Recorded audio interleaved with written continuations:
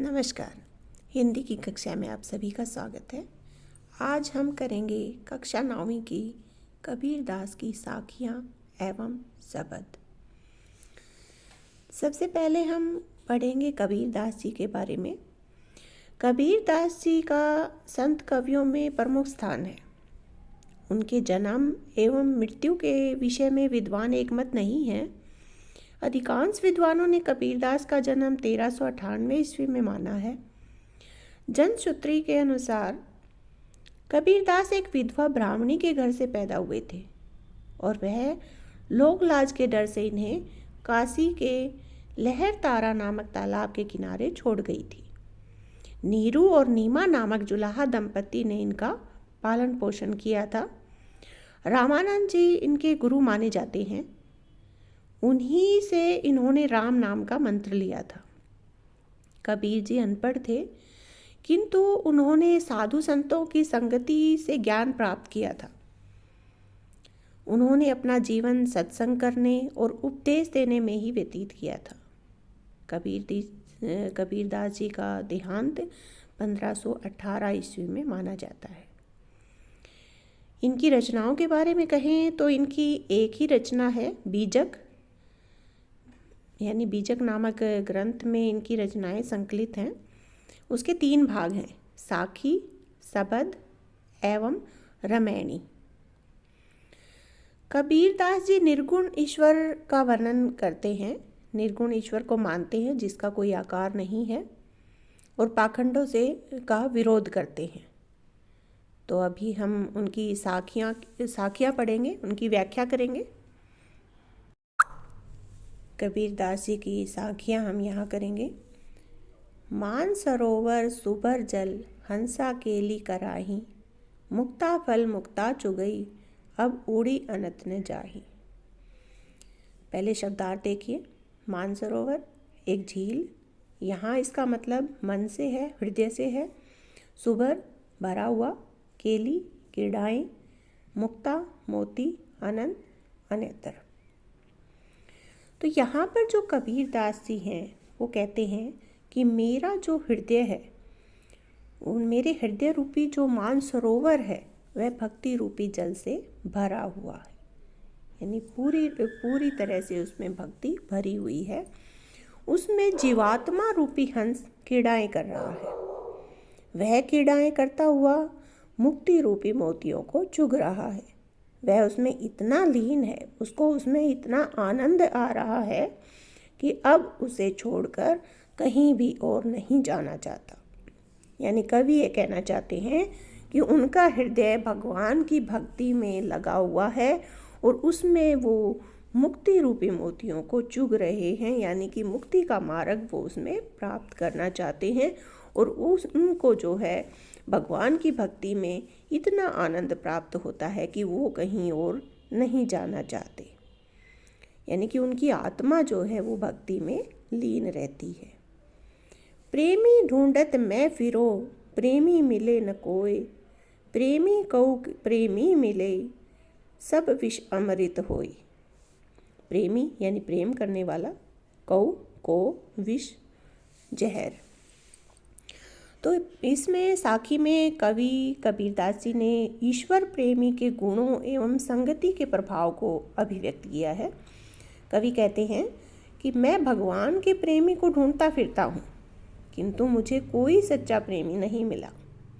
जब भगवान के एक प्रेमी से दूसरा प्रेमी मिलता है, तब विषय वासनाओं का सारा विष अमृत में बदल जाता है, क्योंकि तब ईश्वर के प्रेम की धारा बहने लगती है।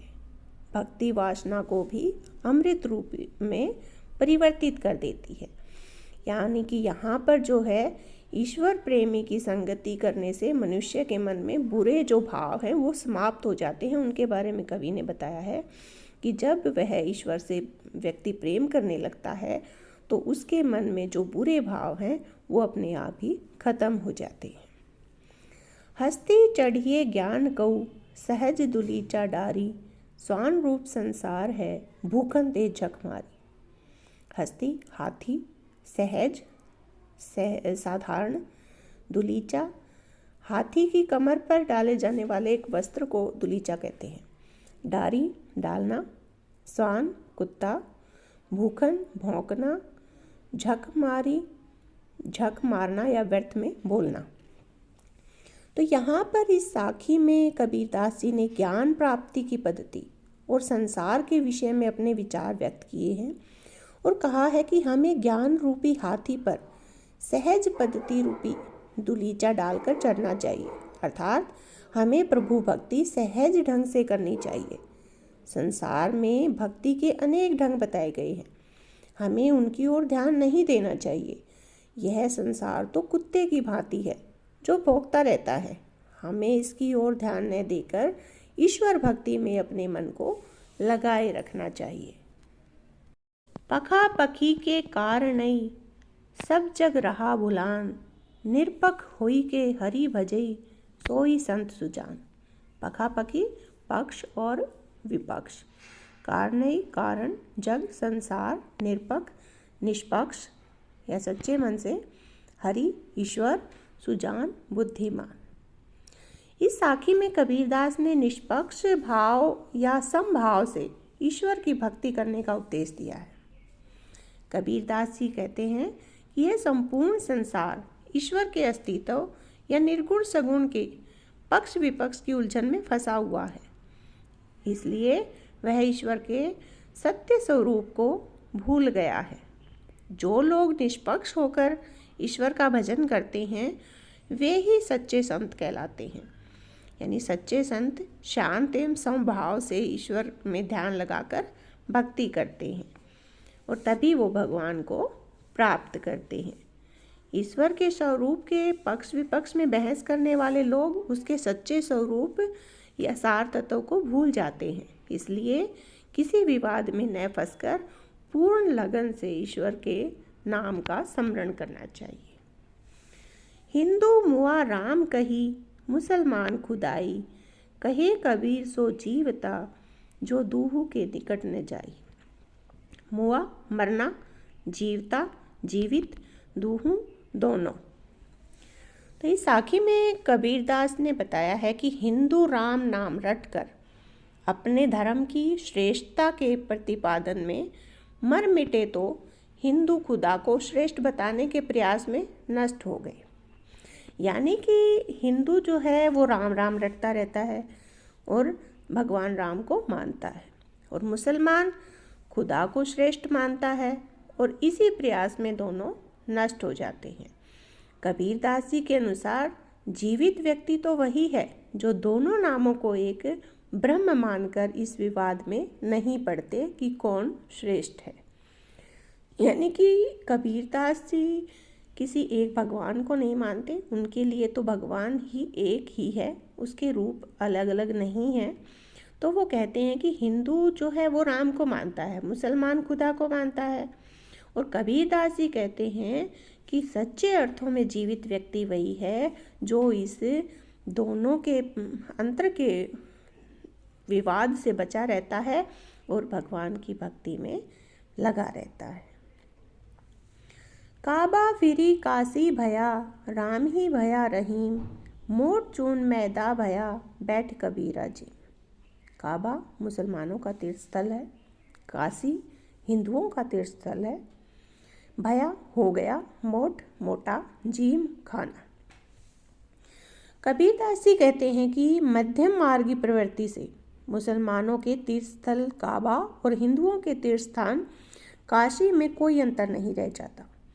दोनों के आराध्य राम और रहीम भी एक ही हो जाते हैं। इस प्रकार विभिन्न विरोधी विचारधाराएं या मत जो पहले मोटे आटे के समान भद्दे लगते थे, मध्यम मार्ग के अनुसरण से सुंदर मैदे जैसे लगने लगे हैं। इससे उत्पन्न आनंद का कबीर उपभोग कर रहा है। यानी कबीर मध्यम मार्ग को अपनाने का उपदेश देते हैं। उनके अनुसार राम और रहीम, काबा और काशी में कोई अंतर नहीं है। कबीरदास जी ने स्पष्ट कहा है कि समन्वयवादी भावना या मध्यम मार्ग को अपनाने में ही जीवन का सच्चा सुख और आनंद है। ऊंचे कुल का जन्मिया, जे करनी ऊंची न होई, सुबरन कलश सूरा भरा, साधु निंदा सोई। करनी कर्म, सुबरन सुंदर रंग या स्वर्ण, कलश घड़ा, सूरा शराब, सोई उसकी। तो यहाँ कबीरदास जी ने बताया है कि यदि मानव के कर्म अच्छे नहीं हैं तो ऊंचे कुल में पैदा होने से क्या होता है, अर्थात आदमी अच्छे कार्यों से ही बड़ा होता है। सोने का घड़ा यदि शराब से भरा हुआ है तो भी साधु जन उसकी निंदा ही करेंगे, उसे बुरा ही बताएंगे।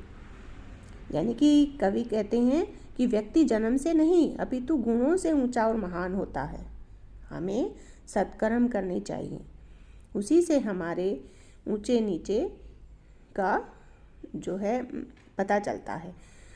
तो अगर शराब को अगर सोने के घड़े में भी डाल दिया जाए तो भी उसकी लोग निंदा ही करते हैं। यानी कि ऊंचे कुल में जन्म लेने के बाद अगर हमारे कर्म जो हैं वो नीच हैं तो लोग हमारी निंदा ही करते हैं। ये थी संत कबीरदास जी की साखियाँ। धन्यवाद।